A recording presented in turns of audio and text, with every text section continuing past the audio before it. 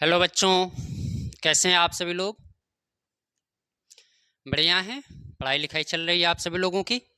चलिए, तो स्वागत है आप सभी लोगों का हमारे आपके विजडम क्लासेस के ऑफिशियल यूट्यूब चैनल पर।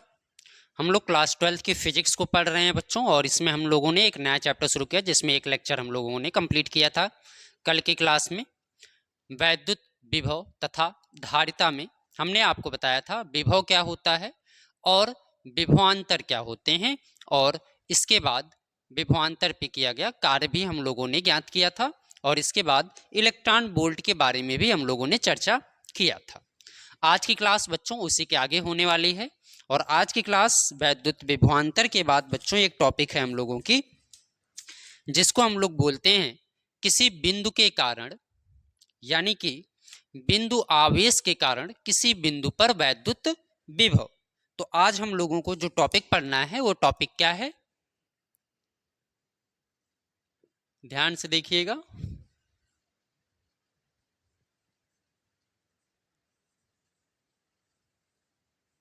बिंदु आवेश, बिंदु आवेश के कारण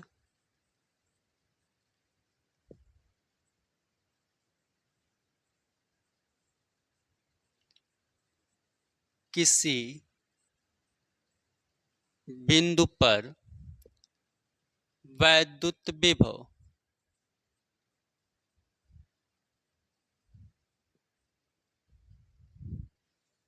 दिख रहा है ऊपर आप लोगों को? ऐसा तो नहीं दिख रहा है? चलिए, दिख रहा है। तो बच्चों ये हम लोगों की टॉपिक है आज की कि बिंदु आवेश के कारण किसी भी बिंदु पर वैद्युत विभव क्या होता है, ठीक ना। चलिए, तो क्लास शुरू करने से पहले आप सभी लोगों से एक रिक्वेस्ट है कि अगर आप चैनल पे नए हैं तो प्लीज़ चैनल को सब्सक्राइब करिएगा और वीडियो को देखिएगा। मैं आपसे वादा करता हूं कि आप पूरे यूट्यूब पर इतनी बेहतरीन क्लास आपको नहीं मिलने वाली है। आप रोज़ मुझे फॉलो करिए और अपनी क्लास को कंटिन्यू करिए। आपकी क्लास, आपको फिजिक्स दोनों समझ में आएगी और बहुत ही आसान भाषा में हर हम लोग सभी टॉपिक को कंप्लीट करेंगे, और साथ साथ न्यूमेरिकल की क्लास भी मैं लेके आऊँगा, तो इससे आपको कोई समस्या नहीं होने वाली है, ठीक ना। तो जरूर चैनल को सब्सक्राइब करके रखिएगा और अपने फ्रेंड सर्कल में भी जरूर शेयर करिएगा। आइए समझते हैं आज के टॉपिक को कि किसी बिंदु पर बिंदु आवेश के कारण वैद्युत विभव क्या होता है, और इसका निगमन आप अगर देखते हैं तो मैं आपसे वादा करता हूँ एक बार अगर आपने ध्यान से मेरे साथ देखा और करने का प्रयास किया तो आपको फिर दोबारा इस रिएक्शन में, इस डेरिवेशन में कोई समस्या नहीं होने वाली है, ठीक ना। आइए शुरू किया जाता है। तो चलिए, हम इसके पहले बच्चों में आपको विभवांतर के बारे में बताया था, ठीक ना, और विभव के बारे में भी बताया था कि विभवांतर क्या होता है बच्चों। किसी भी परीक्षण आवेश को अनंत से वैद्युत क्षेत्र के भीतर एक बिंदु से दूसरे बिंदु तक लाने में किया गया जो कार्य होता है उनके बीच के विभव को हम लोग क्या कहते हैं, विभवांतर कहते हैं। ये सिंपल सी बात हमने आपको बताया था। अब उसी को ध्यान में रखते हुए हम इस टॉपिक को कंप्लीट करेंगे और आप ध्यान से मेरे साथ उस चीज को करिएगा। चलिए, मान लेते हैं कि ये कोई बिंदु है बच्चों ओ, और इस बिंदु पर हमने एक आवेश रख दिया प्लस क्यू कूलाम का एक आवेश रख दिया, ठीक है। चलिए, बिंदु ओ है और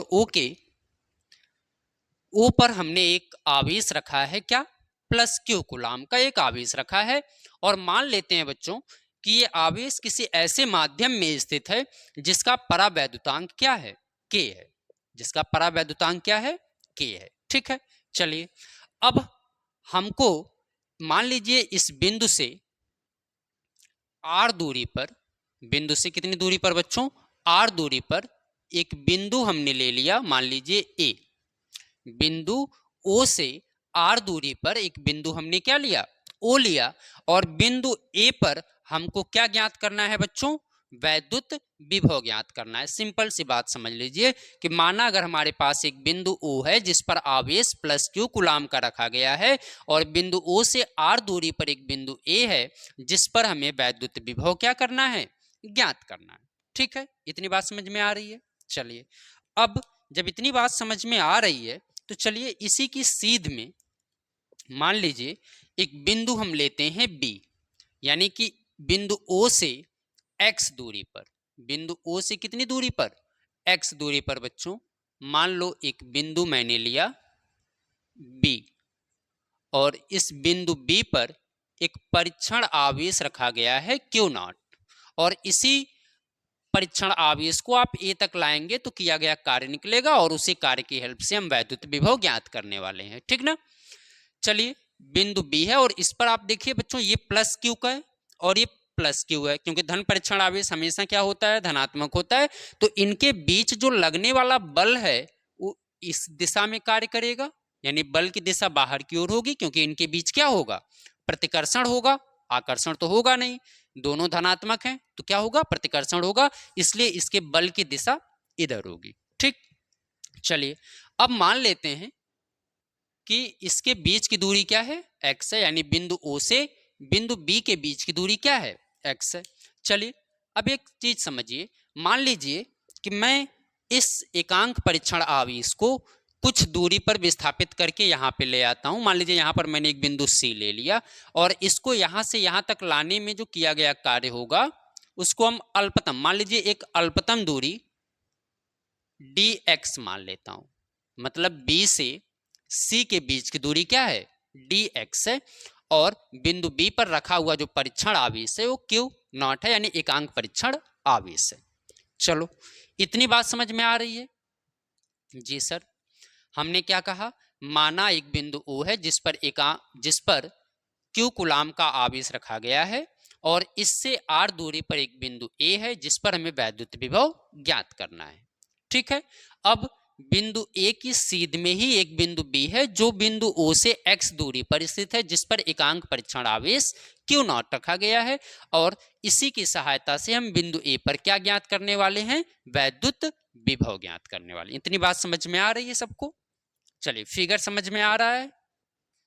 चलिए अगर फिगर समझ में आ रहा है बच्चों तो आगे हम लोग डेरिवेशन को कंटिन्यू करते हैं। ठीक ना, चलिए देखिएगा हम लोग क्या लिखेंगे। चलिए माना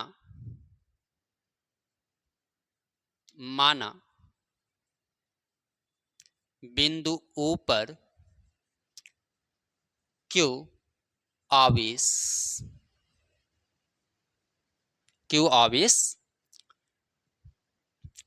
रखा है जिससे R दूरी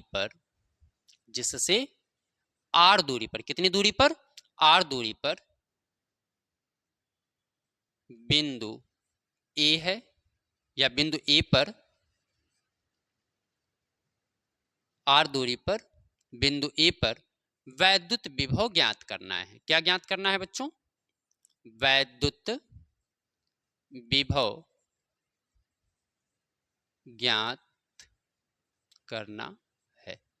चलिए अब हमें ये बताइए आप, कुछ समय के लिए मान लीजिए मैंने आपसे कहा कि एक आवेश हमारे पास Q है, ऐसे समझो कि एक आवेश बिंदु O है और O पर एक आवेश आपने रखा प्लस Q का और इससे x दूरी पर एक बिंदु B है और ये बिंदु O है। अगर इस पर आवेश Q नॉट है तो दोनों आवेशों के बीच लगने वाला वैद्युत बल मुझे बताइए आप लोग, कूलाम के नियम से क्या होगा।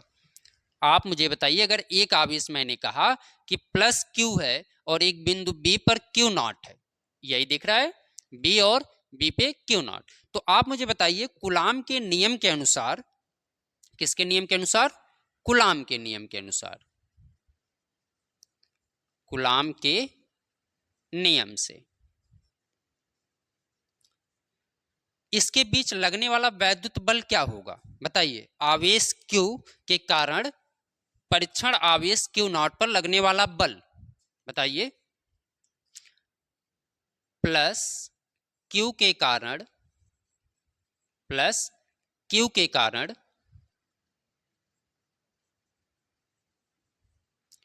एकांक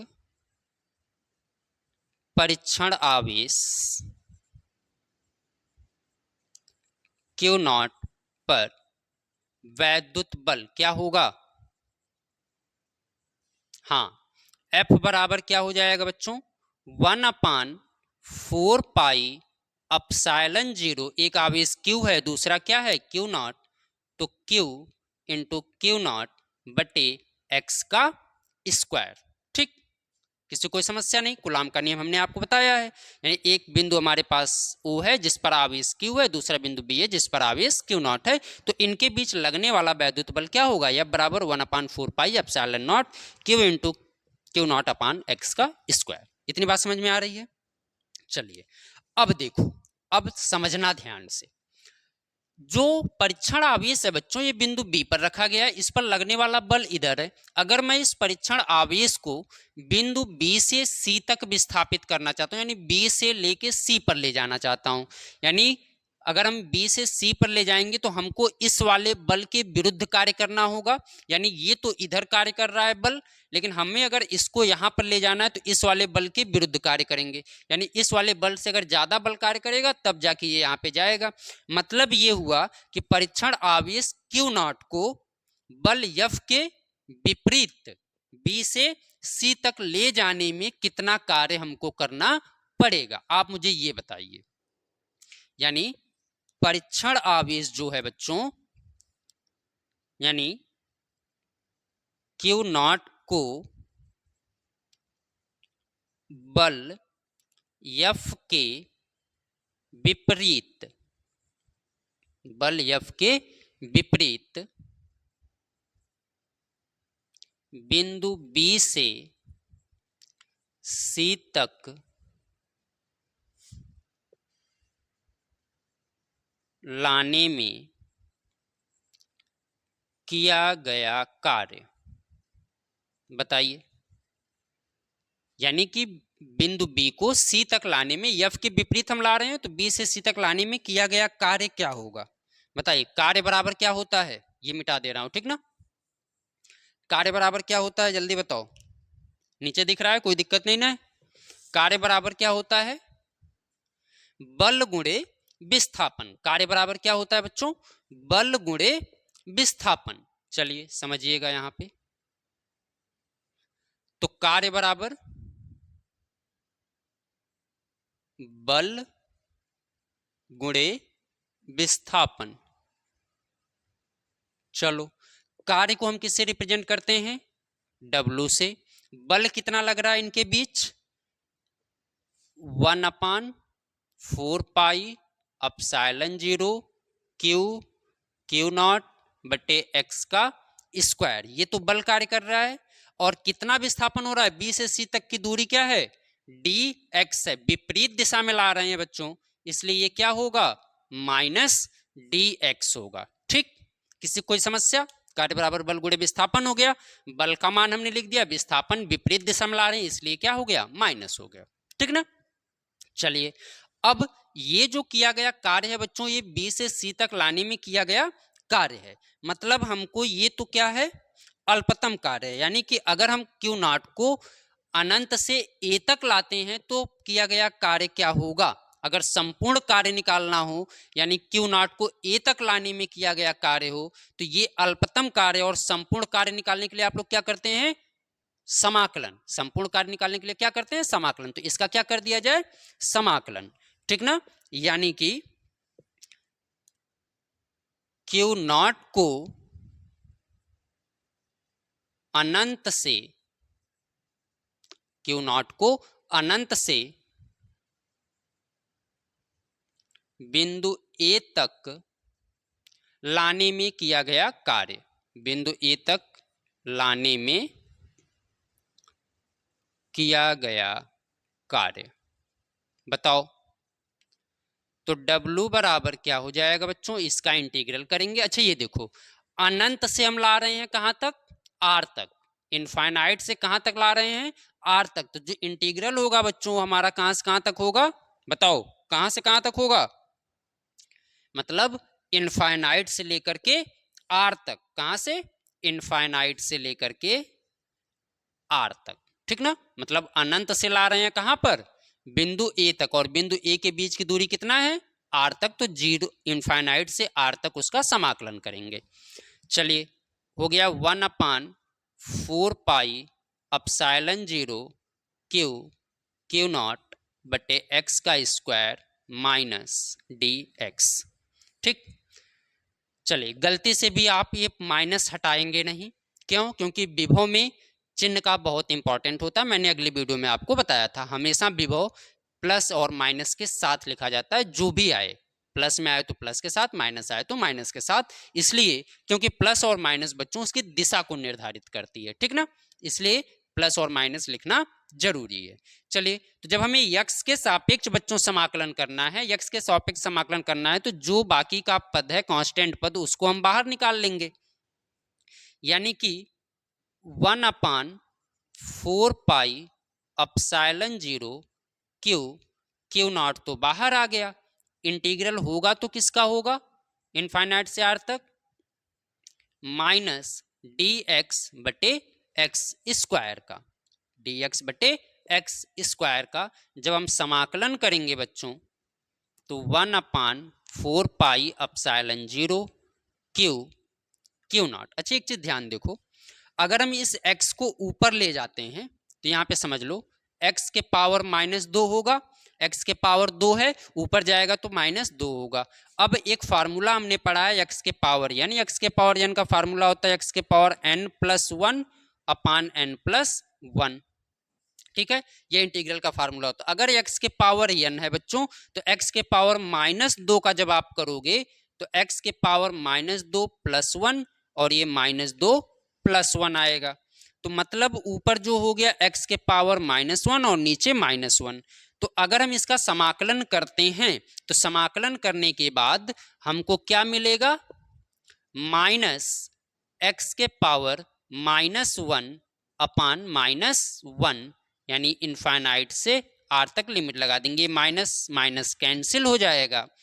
तो आपका आ जाएगा 1/4 pi epsilon 0 q q not, x के पावर -1 ऊपर है, नीचे आएगा तो 1/x बन जाएगा, इनफाइनाइट से आर तक। तो ये चीज याद रखिएगा, ये प्रोसेस है जिसके अकॉर्डिंग हमने इसका इंटीग्रल किया है।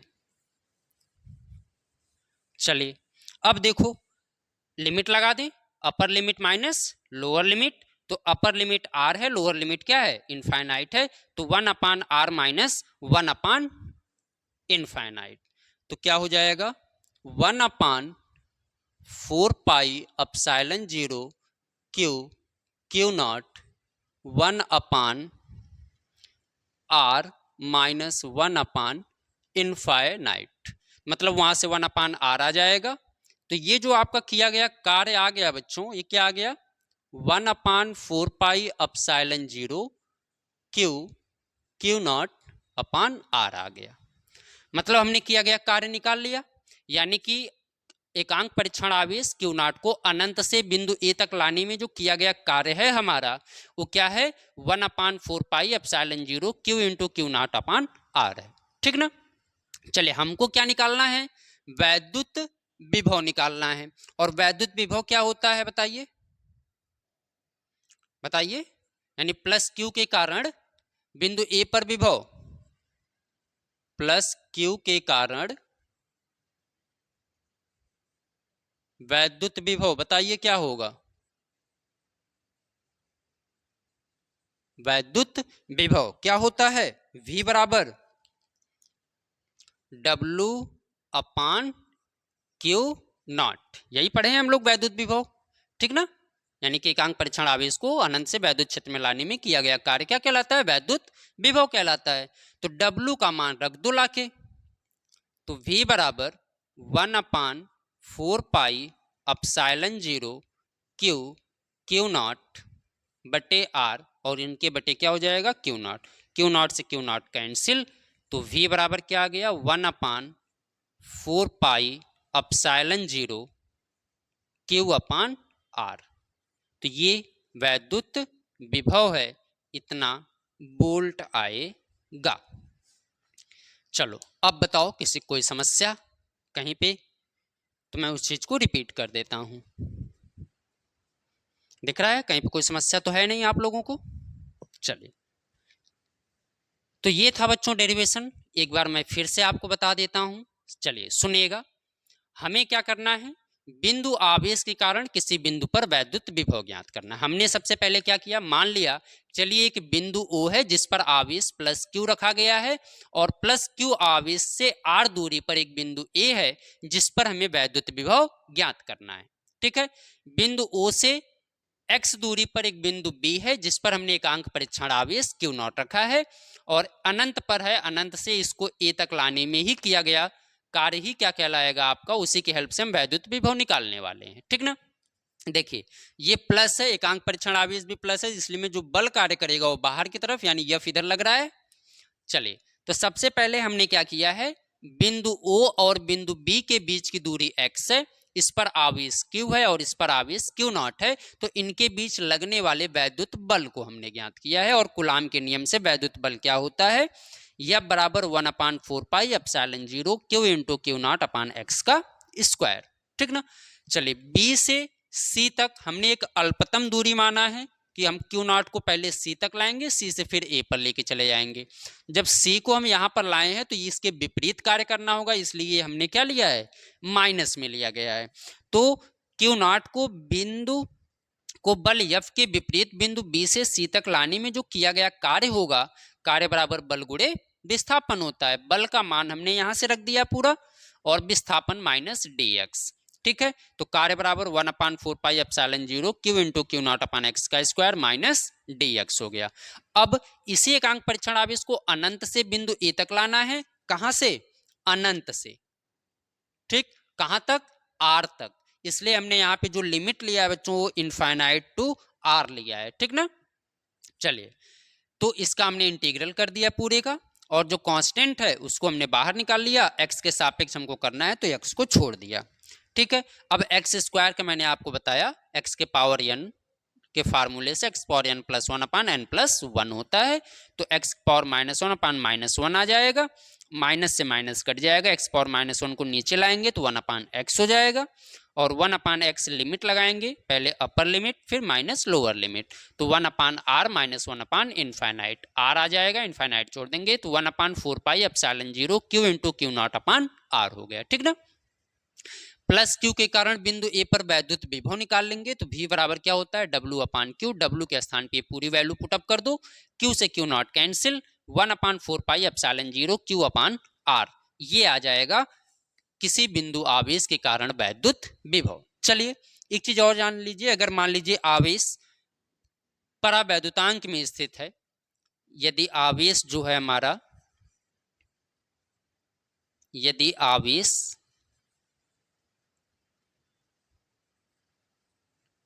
परावैद्युतांक के हो, ठीक ना, तो ये फार्मूला बच्चों हो जाएगा V बराबर 1 अपान 4 पाई एप्सिलॉन 0 इंटू के Q अपान R, अगर परावैद्युतांक माध्यम में है तो, और निर्वात और वायु के लिए आपका ये होगा। ठीक ना, चलिए किसी कोई समस्या, अब इसको नोट करिए।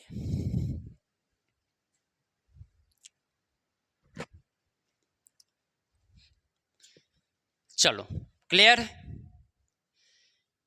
ठीक, एकदम क्लियर होगा बच्चों, बस आप ध्यान से क्लास को करते रहिए, कहीं पे कोई समस्या आपको नहीं होने वाली है। ठीक ना, चलिए, और जरूर आप चैनल को सब्सक्राइब करके रखिए ताकि आने वाली वीडियो आपकी मिस ना हो और आप रेगुलर क्लास को करते रहें।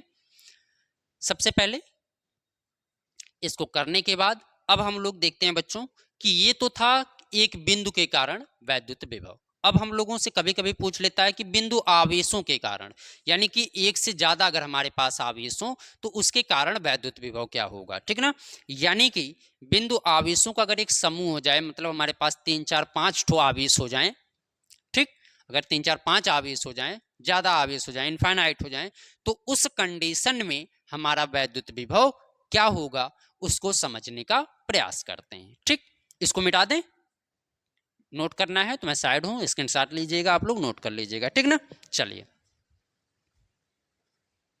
चले अगली टॉपिक क्या है?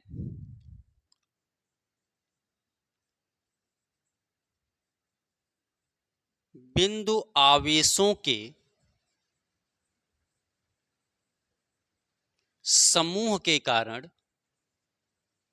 बिंदु आवेशों के समूह के कारण वैद्युत विभव।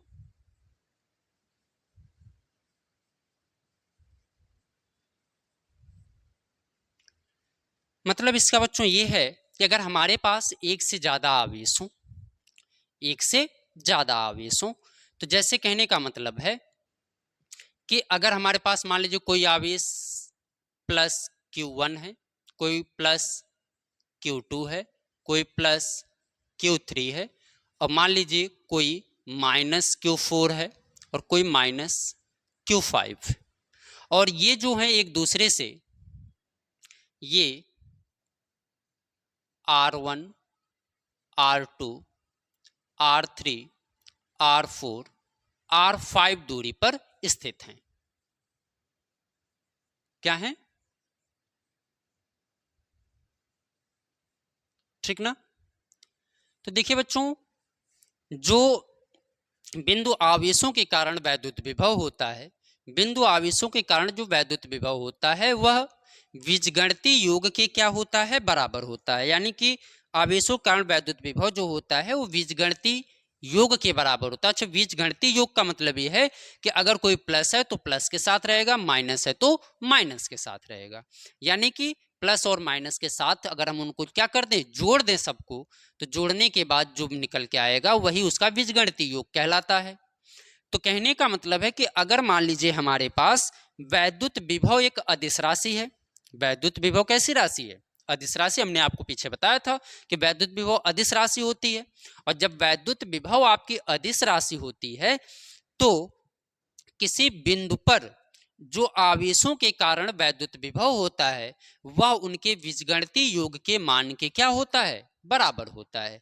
यदि बीजगणितीय योग के मान के बराबर होता है तो अगर हमने मान लिया कि चलिए ये सभी क्या हैं, इतनी दूरी पर हैं, तो हम जानते हैं, या फिर ऐसे लिख लीजिए,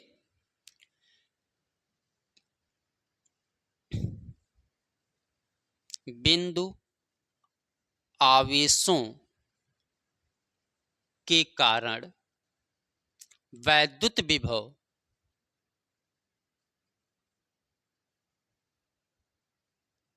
वैद्युत विभव वैद्युत विभव बीजगणितीय योग के क्या होता है? बराबर होता है।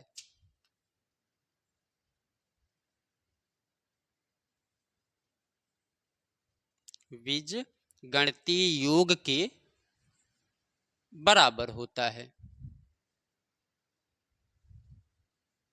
या इसका पालन करता है। ठीक ना?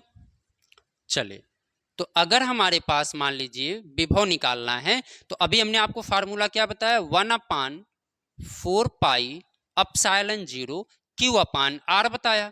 तो यहां पर आवेश क्या है? Q1 कितनी दूरी पर है? R1 दूरी पर, तो R1। दूसरा क्या है? Q2 कितनी दूरी पर? R2। Q3 कितनी दूरी पर? R3। ये माइनस है तो माइनस हो जाएगा Q4 बटे R4, ये भी माइनस है Q5 अपान R5। यानी कहने का मतलब है बच्चों कि यदि बिंदु आवेशों के समूह के कारण जो वैद्युत विभव होगा वह उनके बीजगणितीय योग के मान के क्या होता है? बराबर होता है। तो हमने इसका वैद्युत विभव ज्ञात कर लिया, बिंदु आवेशों के समूह के कारण वैद्युत विभव क्या होता है। ठीक, तो इसमें बहुत कुछ नहीं था, बस सभी को प्लस और माइनस का ध्यान रखते हुए ऐड कर देना है, ये आपका हो जाएगा। चलिए, जो टॉपिक हमने पढ़ा है इसी टॉपिक पर हम एक दो न्यूमेरिकल सॉल्व करने का प्रयास करते हैं, क्योंकि थोड़ा सा आपका कॉन्सेप्ट जो होगा वो क्लियर होता रहेगा। ठीक ना? क्योंकि एक साथ पढ़ लेने से एक या दो न्यूमेरिकल अगर आप उस पर सॉल्व कर लेते हैं तो आपका कॉन्सेप्ट पूरी तरीके से क्लियर हो जाएगा। तो हमने दो टॉपिक आपको बताया कि बिंदु आवेश के कारण किसी बिंदु पर वैद्युत विभव और बिंदु आवेशों के समूह के कारण वैद्युत विभव। इस पर हम एक या दो न्यूमेरिकल आज की क्लास में करेंगे, फिर नए टॉपिक को पढ़ेंगे। तो इसको मिटा दें, लिख लें आप लोग, कोई दिक्कत नहीं है इसमें। चलिए मैं एक न्यूमेरिकल लेता हूं बच्चों, जिसको आप ध्यान से पहले देखिएगा, इसके बाद मैं आपको बताऊंगा। क्वेश्चन आपके स्क्रीन पे आ जाएगा। कह रहा है कि 10 सेंटीमीटर भुजा वाले एक समखष्टभुज के प्रत्येक शीर्ष पर 10 सेंटीमीटर भुजा वाले एक समखष्टभुज के प्रत्येक शीर्ष पर 5 माइक्रोकूलाम का आवेश है। प्रत्येक शीर्ष पर 5 माइक्रोकूलाम का आवेश है। खष्टभुज के केंद्र पर विभव परिकलित कीजिए। क्या परिकलित कीजिए बच्चों? विभव। कह रहा है कि हमारे पास एक खष्टभुज है। खष्टभुज का मतलब क्या हो गया बच्चों? जिसमें 6 भुजाएं होती हैं, मतलब कि ये हमारा न्यूमेरिकल है। मान लीजिए कोई क्वेश्चन मैं आपको देता हूं कि एक खष्टभुज है, ऐसे बना लो।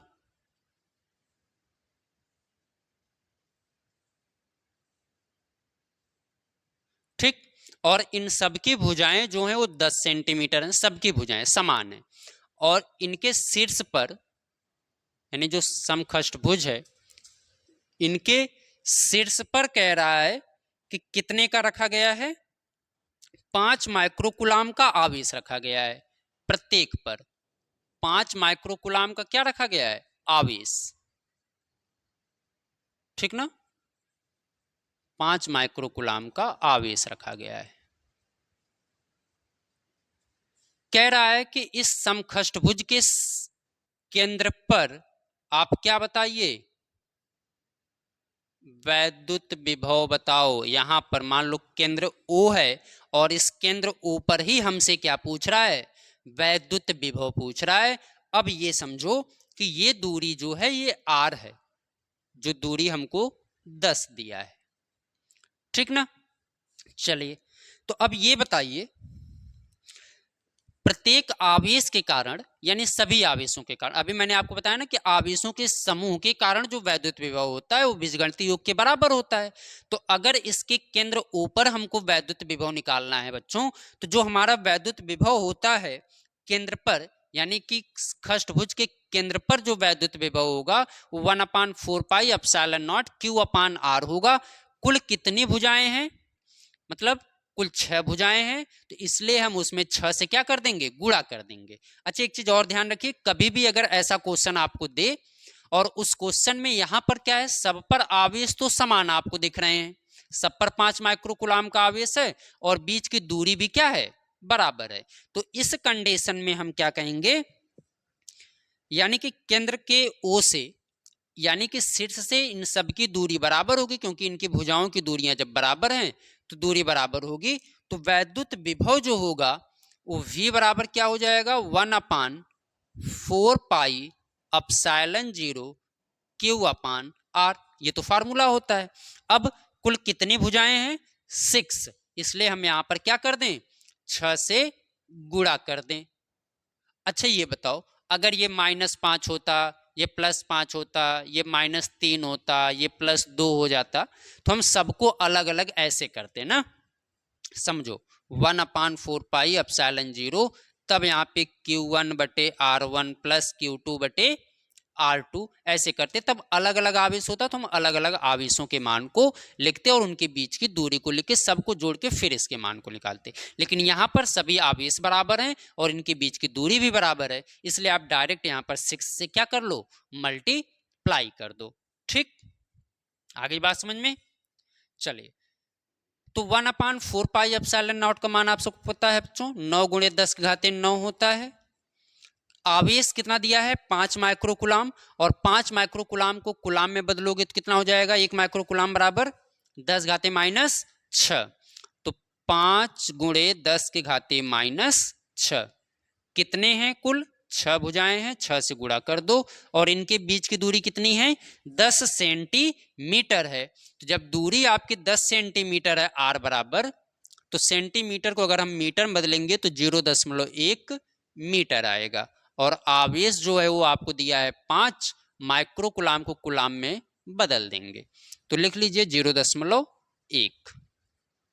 चलिए, 6 पचे 30 हो जाएगा बच्चों, और 30 का गुणा अगर आप 9 में करते हैं तो 9 त्रिक 27, यानी 270 गुणे 10 घाते 9 में से 6 घटा दो, 10 घाते 3 बटे 0.1। दशमलव हटाने के लिए आप 10 से ऊपर नीचे गुणा कर दो, दशमलव हट जाएगा, तो 1 जीरो इसका 1 जीरो इसका 10 घाते 2 हो जाएगा, यानी इसको हम 27 गुणे 10 के घाते 5 लिख सकते हैं। नीचे वाले 10 से गुणा करने पर दशमलव हट जाएगा। 1 जीरो 2 जीरो 10 घाते 5 हो गया। अगर आप इसको 2 दशमलव लिखते हैं तो आपका कितना हो जाएगा, 2.7 गुणे 10 घाते 6। विभव है तो विभव किस में आएगा, वोल्ट में आएगा। ठीक, आ गई बात समझ में? नोट करिए, न्यूमेरिकल था। एक क्वेश्चन है, कह रहा है कि 5 गुणे 10 घाते -8 कूलाम तथा -3 गुणे 10 घाते -8 कूलाम के दो आवेश 16 सेंटीमीटर की दूरी पर स्थित हैं। दोनों आवेशों को मिलाने वाली रेखा के किस बिंदु पर वैद्युत विभव शून्य होगा? अनंत पर विभव ज्ञात कीजिए। कह रहा है कि हमारे पास दो आवेश हैं, एक आवेश है 5 गुणे 10 घाते -8 कूलाम का, और दूसरा आवेश है -3 गुणे 10 घाते -8 कूलाम का। चलिए क्वेश्चन को समझिए। कह रहा है कि एक आवेश जो है बच्चों हमारे पास, मान लीजिए बिंदु ए है, 5 गुणे 10 के घाते -8 कूलाम का है, ठीक है। और एक दूसरा आवेश है, मान लीजिए बिंदु बी है, जो -3 गुणे 10 के घाते -8 कूलाम का है, ठीक ना। इन दोनों रेखाओं, इन दोनों आवेशों को मिलाने वाली रेखा के किस बिंदु पर वैद्युत विभव शून्य है, ये हमसे पूछ रहा है। और ये भी पूछ रहा है कि अनंत पर वैद्युत विभव बताइए, अनंत पर विभव शून्य लीजिए कह रहा है, ठीक है। चलिए, इन दोनों के बीच की दूरी कितना है, 16। दोनों आवेशों के बीच की दूरी क्या है, 16 है। चलिए, मैंने मान लिया कि चलिए इसके बीच में कहीं एक बिंदु O है और इस बिंदु O पर वैद्युत विभव शून्य है। अच्छा, O है तो मान लीजिए O A से कितनी दूरी पर है, x दूरी पर है। जब O A से x दूरी पर है तो O से B के बीच की दूरी क्या हो जाएगी, पूरी दूरी कितना है, 16। 16 में से x घटा दो तो ये हो जाएगी 16 माइनस x, ठीक है। चलिए, तो मान लेते हैं कि माना बिंदु O पर क्या है, वैद्युत विभव शून्य है, ठीक, ये माना गया। अब ये देखो 16 सेंटीमीटर दिया है, ध्यान रखना, ठीक ना। चले, तो बिंदु ए के कारण बिंदु ओ पर वैद्युत विभव सबसे पहले क्या होगा, 1/4 pi epsilon naught q upon r, q upon r. तो आवेश कितना है, 5 गुणे 10 के घाते -8। आर का मान यहां से दूरी कितनी है, ए से ओ के बीच की दूरी x है, सेंटीमीटर में है तो आप x गुणे 10 घाते -2 कर दो, मीटर को सेंटीमीटर में बदल दो, ठीक है।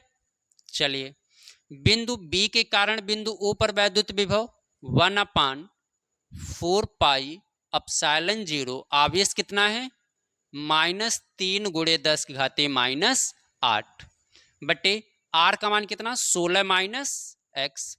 तो 16 माइनस एक्स गुणे 10 के घाते क्या हो जाएगा, -2।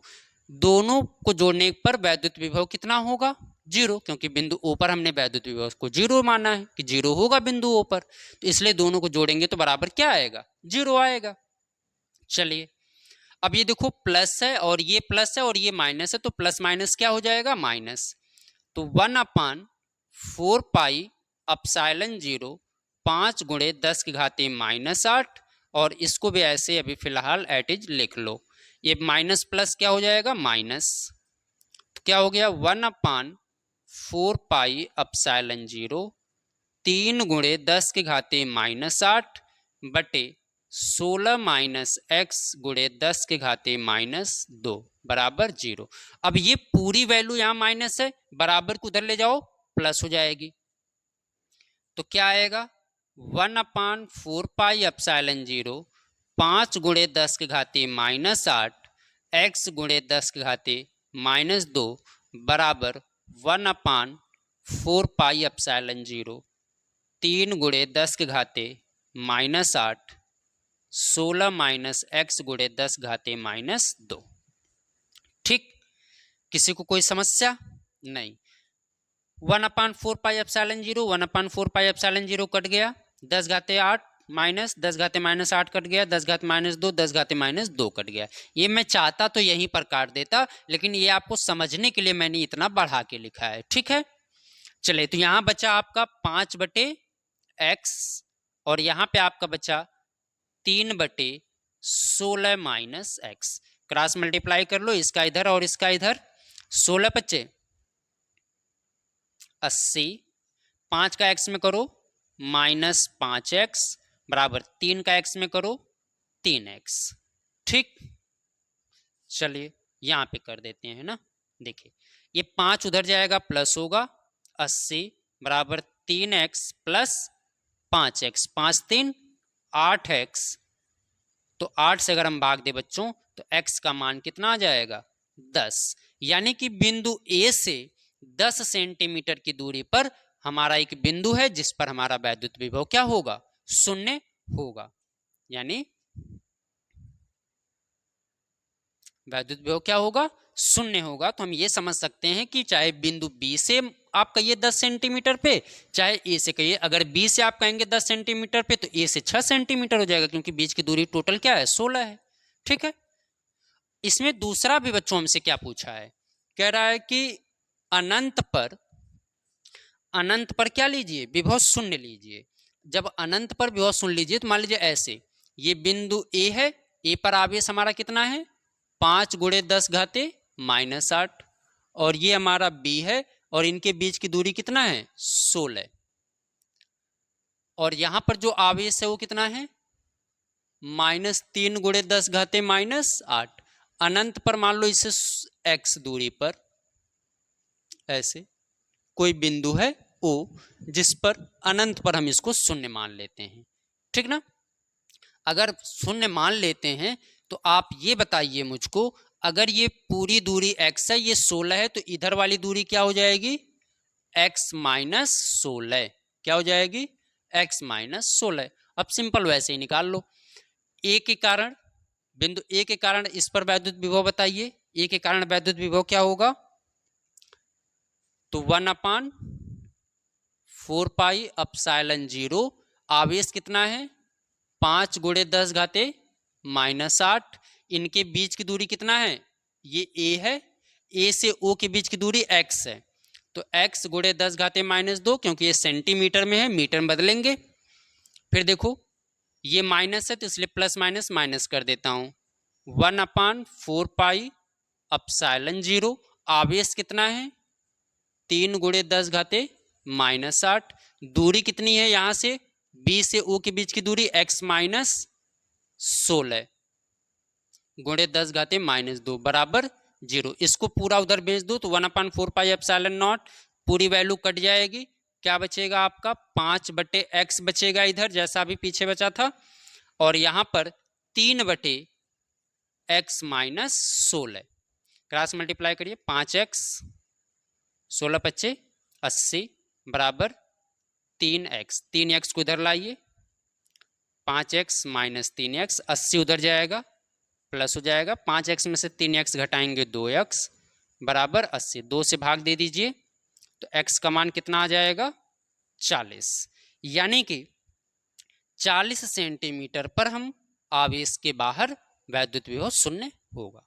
ठीक है, तो ये दो न्यूमेरिकल था बच्चों, जो आज हमने दो टॉपिक पढ़ा, उन दोनों टॉपिक पर ये कुछ न्यूमेरिकल्स हमने सॉल्व कर लिया है। ठीक, तो अब आपका कॉन्सेप्ट पूरी तरीके से क्लियर हो गया होगा।